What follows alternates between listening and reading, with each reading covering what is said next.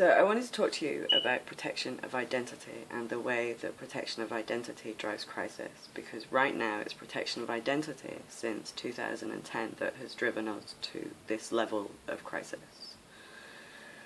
Now, one of the things that makes me quite difficult is over the years I have learned with absolute clarity something that Friedrich Hayek knew. And the older I get and the more I know it, the more I wish I didn't know it, I wish I didn't see it. It makes it very difficult. I envy people who don't see it. And one of the reasons that I liked Frank Cowell so much was he reminded me that actually good intentions are good.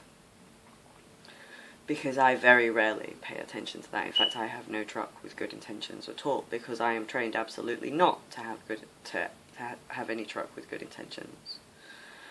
I understand the extent to which my own identity blinds me. You can't learn how identity blinds you without reflection, without painful reflection, and learning that actually it's very easy to not see something in front of you. And one of the terrible things about working in Keighley was working in a landscape where I had to see all the different ways that people just wouldn't see. And they were looking straight at industrialized child rape, and they were looking at systems that were entirely now about washing the hands of these children and blaming these children. And they couldn't see it. And they couldn't see it because what they could see was their own institutional identity, their own resources, and they could see themselves as good. And because one of the things that I have been doing for a long time, I once realized that actually, while it seemed like an extreme way to avoid dealing with it, what I've done in the last 8 years has been entirely about avoiding the day where I have to look in the mirror and say I'm a person that accepts that. And it's a really terrible thing, because they were not bad people who were refusing to see. There was no conspiracy with these children. This was good people, good intention policy, just indifference. And terrible, terrible things were allowed to happen on an industrial scale.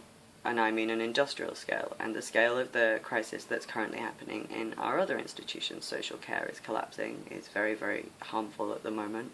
Our child protection system, I can barely breathe when I think about it. Our benefit system is like a threshing machine with millions of people in it that nobody knows how to turn off, because for the last 8 years the people who should have been investigating that were protecting identity. We will all seek to protect our identity first off.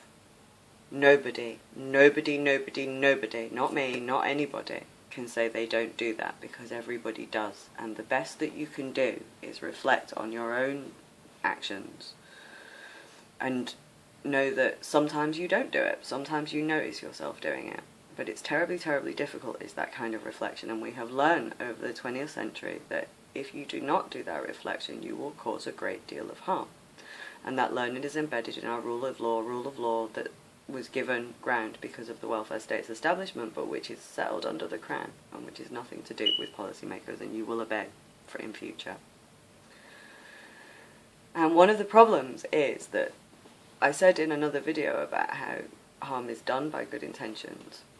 The most harm that's actually done is when one person hurts another, and then because they cannot accept that they have harmed this other person, because they don't want to accept this self-image of themselves as a person who would cause harm, they then escalate their reactions, which is what has been happening in the last 8 years. And we have escalated our reflex responses to crisis that don't work.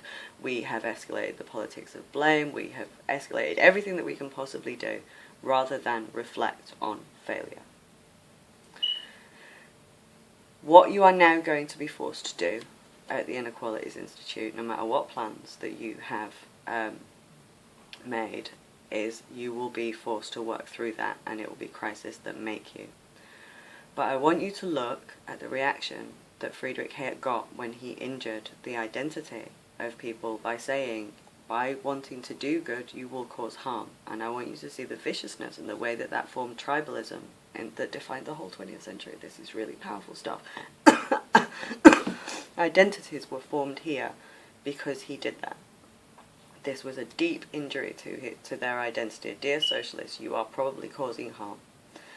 And he's been absolutely vindicated, and social work is vindicated, I mean, intersectionality is vindicated. And the reaction that he got was entirely the reaction that meant we needed the welfare state in the first place.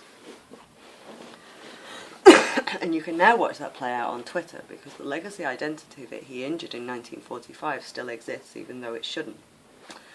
And what I meant in 2010 were some elite young people who you will recognise now because they're around Corbynism and Novara, and they were from the Dossers wing at Oxford. And they told me, and have been telling everybody for the last 8 years, that they identify as good. And because they identify as our representation, they can unleash what they want. And what they've been doing is reproducing the reflex that I identified in my dissertation and the process that's used there, because that's how institutions have evolved to do that. They have been reproducing that online over and over and over again. So they have an idealized identity. They have decided that without permission, they identify as people's representation. And if those people object, they unleash abuse on them. And they create objects which they project their own dysfunction onto, and they encourage other people to abuse them.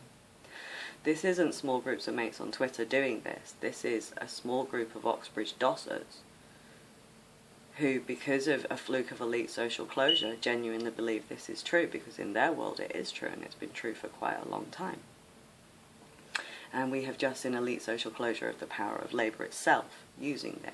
And these people are now very dangerous, because they're caught in circles with all our political machinery, protecting a false identity that doesn't exist, which is the identity that the LSE is going to be forced to confront. Over the 15 years that I've been aware of the crisis of the centre-left, you have been playing out the dissonance between your function and your identity and abusive policy. On Twitter, you've now introduced abusive behaviour. And I'm sorry, but that legacy identity has no function in a 21st century society, and the rule of law has evolved long past it. And while these disciplines did not see it, and while everybody believed that austerity would just return us to a pre-World War II state, all it has done is expose that rule of law and generated crisis. So I wanted to get you to understand that what's going on Twitter, you need to look at that, and you need to understand that watching that is a lesson in why you have to learn to reflect on identity. You cannot do good when you are exercising power unless you recognise that you are doing harm. And the most that we can do with policy is mitigate harm that we're already causing. And you are going to need to get that embedded firmly within the Inequalities Institute, and I think probably crisis over the next 3 or 4 years are going to take care of that. But I wanted to have that conversation with you before those crises occur.